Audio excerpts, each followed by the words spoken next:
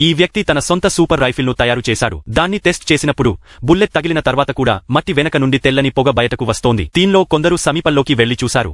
వాళ్లు గమనించినది ఏమిటంటే కాంక్రీట్లో రంధ్రం ఏర్పడడమే కాకుండా దాని వెనక కూడా పెద్ద రంధ్రం ఏర్పడింది. అంతేకాదు సమీపంలోని బిల్డింగ్లో కూడా రంధ్రం పడింది. ఆయుధం యొక్క శక్తిని పెంచడానికి వెంటనే బ్యాటరీ మార్చాడు.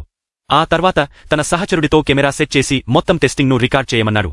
మళ్లీ ఫైర్ చేసిన వెంటనే దూరంగా ఉన్న ఒక బ్రిడ్జి తక్షణమే కూలిపోయింది. వాళ్లు ఈ వీడియోను మిలిటరీకి చూపించారు, ఆయుధాన్ని భారీ ధరకు అమ్మడానికి. కానీ అధికారి కేవలం వీడియో చూడడం సరిపోదని తానే దాన్ని టెస్ట్ చేయాలని చెప్పాడు.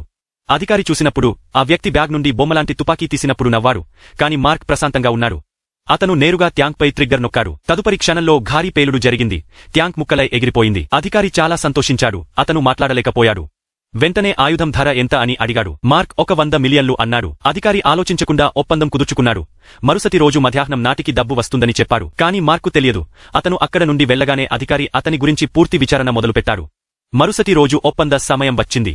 మార్కు తాను కోటీశ్వరుడు కాబోతున్నాడని అనిపించింది. కాని అధికారి మోసం చేస్తాడేమోనని అతనికి ఆందోళన కలిగింది. అందుకే ఆయుధం మరియు దాని సమాచారాన్ని తన సహచరుల వద్ద ఉంచాడు.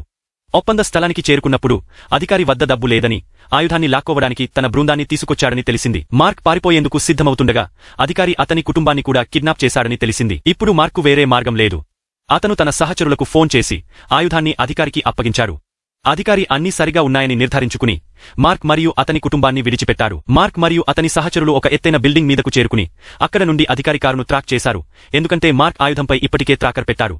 కారు సరైన స్థలానికి చేరిన వెంటనే మార్క్ తన సెకండ్ జనరేషన్ సూపర్ రైఫిల్ను తీశాడు. ఇది బొమ్మలాగా కనిపించినా దీని శక్తి మొదటిదానికంటే ఎక్కువ. కారులో ఉన్నవాళ్లు అర్థం చేసుకునేలోపు మార్క్ ట్రిగ్గర్ నొక్కారు. భారీ పేలుడుతో అధికారి మరియు ఆయుధ సమాచారం అంతా బూడిదైపోయింది. కాని మార్క్ వెళ్లబోతుండగా ఒక పోలీసు అతన్ని ఆపాడు. మార్క్ ఏమాత్రం భయపడలేదు. ఏమీ జరగనట్లు ప్రశాంతంగా సమాధానాలు ఇచ్చాడు. పోలీసుకు ఎలాంటి అనుమానం రాలేదు. ఆ తర్వాత అతను తన కుటుంబాన్ని తీసుకుని కొత్త నగరానికి వెళ్లాడు. అక్కడ